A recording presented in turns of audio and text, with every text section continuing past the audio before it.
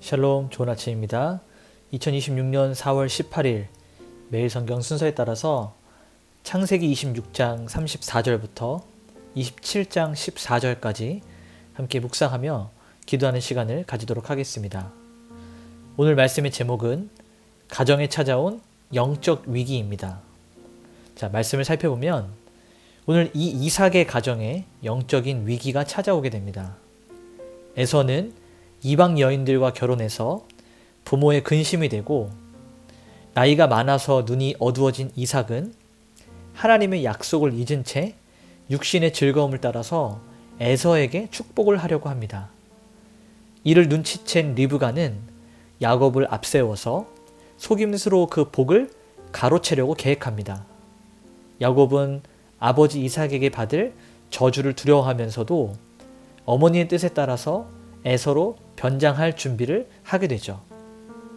오늘 이 본문은 하나님의 언약의 가문 안에서조차 각자의 욕망과 인간적인 수단이 어떻게 영적 질서를 무너뜨리는지 적나라하게 보여주고 있습니다. 이제 우리 한 절씩 말씀을 살펴보면서 성경이 말하고 있는 진의를 함께 나누도록 하겠습니다. 먼저 첫 번째 단락은 26장 34절부터 27장 4절까지 말씀인데요. 여기에는 에서의 망령된 결혼과 이삭이 영적으로 어두워진 모습들이 담겨 있습니다. 자, 26장 34절 35절을 보면 에서가 40세에 해쪽 속 부에리의 딸 유딧과 해쪽 속 엘론의 딸 바스맛을 아내로 맞이하였더니 그들이 이삭과 리브가의 마음에 근심이 되었더라 라고 기록하고 있습니다. 자, 에서는 이 신앙의 순수성을 지키려고 했던 할아버지 아브라함과 아버지 이삭의 전통을 무시하고 이방 여인들과 혼인을 하게 됩니다. 이 박윤선 목사님은 에서의 이러한 행동들이 그가 얼마나 망령된 자인지 하나님의 약속을 얼마나 가벼이 여기는지를 보여주는 증거라고 설명하고 있습니다. 앞서서 우리가 이 에서가 장자의 명분을 가벼이 여겼던 것처럼 오늘 이 이방인들과의 결혼이 하나님의 약속을 무시하는 에서의 또 다른 행동이었다라고 우리는 알 수 있습니다.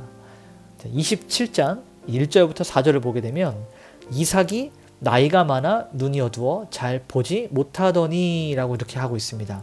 자, 이삭의 눈이 어두워졌다라고 하는 이 표현은 육체적으로 그리고 물리적으로 앞을 잘 보지 못하는 눈이 어두워진 것을 의미하기도 하지만 사실 본질적인 진의는 무엇이냐면 영적인 분별력을 상실했다라고 설명하고 있는 것입니다. 왜냐하면 그 뒤에 나오는 내가 죽기 전에 내 마음껏 네게 축복하리라. 자, 여기서 우리가 기억해야 될 것은 무엇입니까? 하나님께서 에서와 야곱이 엄마의 뱃속에 있을 때 하나님이 분명히 약속하셨습니다. 큰 자가 어린 자를 섬기리라. 다시 말하면 에서가 야곱을 섬기게 되는 하나님의 약속을 주셨는데 그것보다 그저 에서가 사냥했던 고기를 먹고 육신으로 만족하려고 했던 이 이삭, 결국 눈이 어두워졌다고 하는 것은 앞을 보지 못하는 것뿐만 아니라 영적인 분별력을 상실함을 그대로 보여주고 있는 것입니다. 자, 두 번째 단락을 보게 되면 27절 5절부터 10절까지 말씀인데요. 27장 5절에서 10절까지 말씀 중에서 5절에서 7절을 먼저 보게 되면 이삭이 그의 아들 에서에게 말할 때 리브가가 들었더니, 자, 리브가가 이 이삭과 에서의 대화를 엿들었습니다. 자, 이삭이 이야기하죠. 나를 위하여 사냥하여 가져다가 별미를 만들어 내가 먹게 하여 죽기 전에 여호와 앞에서 네게 축복하게 하라 하셨으니. 자, 이 리브가는 하나님의 뜻, 이것이 무엇입니까? 야곱이 복을 받는 것이죠. 이 어린 자, 작은 자가 복을 받게 되는 이 하나님의 뜻을 이루기 위해서 속임수라고 하는 인간적인 방법을 선택합니다. 자, 하나님의 약속은 인간의 이런 불의한 수단을 필요하지 않음에도 불구하고 이 리브가는 인간적인 조급함으로 인해서 무엇을 훼손하게 됩니까? 하나님의 권위를 훼손하는 일을 선택하게 됩니다. 결코 이것이 올바른 행동이 아니었음을 우리가 차차 알게 되는데요. 8절부터 10절을 보게 되면 그런즉 내 아들아 내 말을 따라 내가 네게 명하는 대로. 자, 엄마 리브가가 아들 야곱에게 복받게 하기 위해서 내가 너에게 지금 명령할 테니 너는 이것을 잘 따라라 라고 설명하고 있는 것입니다. 자, 말씀을 계속 보면 그것을 네 아버지께 가져다가 드려서 그가 죽기 전에 네게 축복하게 하기 위하여 잡수시게 하라 라고 이야기합니다. 결국 이 엄마 리브가는 아들 야곱에게 거짓말을 할 수 있도록 사주를 합니다. 그래서 케네스 매튜스는 리브가가 하나님의 목적을 이루기 위해서 부도덕한 수단을 정당화했다라고 이 부분을 지적하고 있어요. 이것이 앞으로 이 야곱의 가문에 닥치게 될 수많은 갈등과 이별과 어려움과 고난의 불씨가 되었다라고 설명하고 있습니다. 자, 그렇죠. 우리가 하나님의 복을 하나님의 방법대로 순리에 따라서 얻어야 되는데 이 야곱과 리브가는 인간적인 노력으로 이것들을 따내려고 했습니다. 그러다 보니 하나님께서 보시기에 부도덕하고 정직하지 못했던 속임수를 통해서 이러한 부분들을 진행해 나갈 때 앞으로 이것들에 대한 대가를 야곱이 그대로 치르게 된다는 것이죠. 자, 마지막 세 번째 단락을 보게 되면 11절부터 14절까지 말씀인데요. 여기에는 그 저주에 대한 두려움과 또 결단이 같이 나오게 됩니다. 자, 11절 12절을 보면 야곱이 그 어머니 리브가에게 이르되 내 형 에서는 털이 많은 사람이요 나는 매끈매끈한 사람인즉 아버지께서 나를 만질 땐데 내가 아버지의 눈에 속이는 자로 보일지라 복은 고사하고 저주를 받을까 하나이다. 자, 여러분 이 야곱도 우리가 잘 살펴보면 야곱의 고민하는 것들이 있어요. 야곱은 내가 죄를 짓는 것에 대한 고민이 아니고 죄에 대한 회개가 아니고 내가 이것들을 아버지께 들켰을 때 아버지에게서 받을 그 저주에 대한 두려움이었습니다. 그러니까 하나님이 두려운 것이 아니고 상황과 환경을 통해서 얻게 될 인간적인 두려움이 엄습했다는 것이죠. 여전히 이 야곱의 신앙은 도덕적이고 인격적이었던 그러한 수준에도 도달하지 못했다라는 것입니다. 자, 13절에서 14절을 보게 되면 어머니가 그에게 이르되 내 아들아 너희의 저주는 내게로 돌리리니. 자, 어머니 리브가가 굉장히 무서운 말을 하는 거예요. 너의 저주를 내게로 돌리라. 굉장히 극심하게 또 그리고 아주 매섭게 결단한 이 리브가의 확신에 찬 이 복을 받아내기 위해서 불법이라도 내가 감당하고 그 저주까지라도 내가 감내하겠다라고 하는 이 무서운 어머니의 태도를 볼 수 있어야 됩니다. 계속해서 말씀을 보면 내 말만 따르고 가서 가져오라.